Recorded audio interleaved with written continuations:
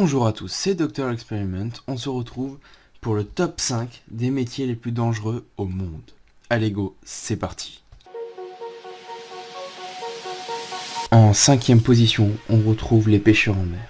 Des marins à la merci d'un océan implacable.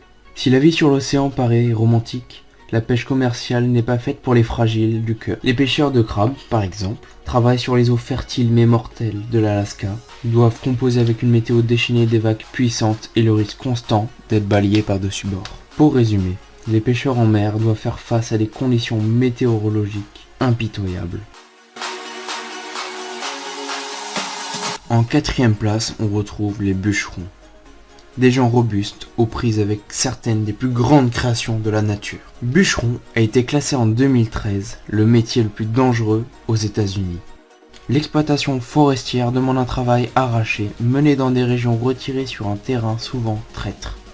Chute d'arbres mal évaluées, terrain escarpé et glissant, équipements coupants et météo changeante sont quelques-uns des dangers qui menacent les pauvres bûcherons.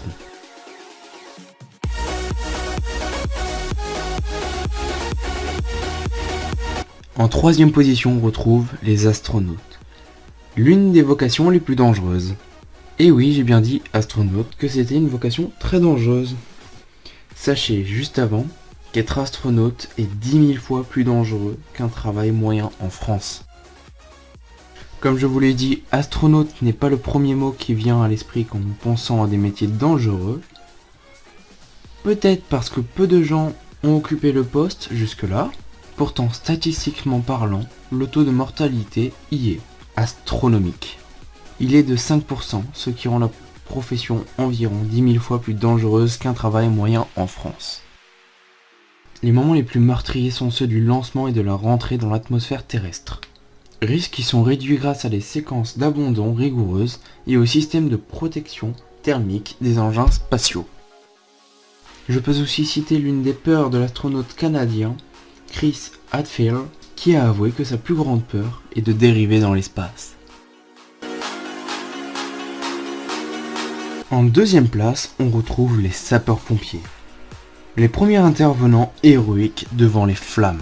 Ces hommes et ces femmes courageux qui courent éteindre des incendies et sauver les victimes s'exposent à toutes sortes de risques. Inhalation de fumée, brûlures, effondrement de structures ou encore chute de débris. En résumé, ils sont prêts à risquer leur vie pour sauver une multitude d'autres vies.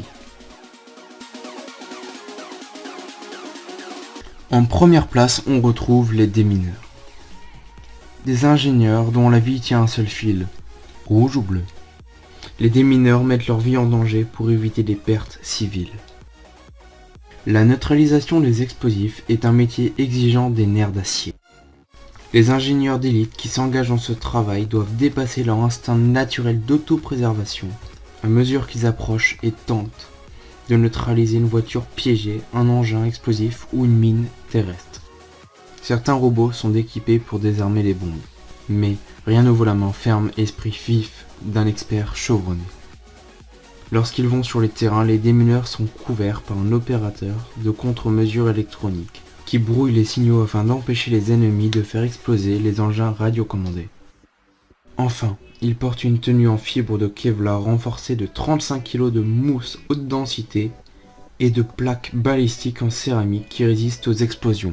Sauf, leurs mains ne sont pas couvertes ni protégées pour avoir une meilleure dextérité et habilité pour désarmer ces bombes. Ce qu'il faut retenir principalement, c'est que ces ingénieurs doivent dépasser leur instinct naturel d'autopréservation pour sauver d'autres vies. J'espère que la vidéo vous a plu, n'hésite pas à lâcher un like, à partager la vidéo sur les réseaux sociaux et à mettre un commentaire pour me proposer des idées de top, de construction, voire vos avis. Allez, ciao!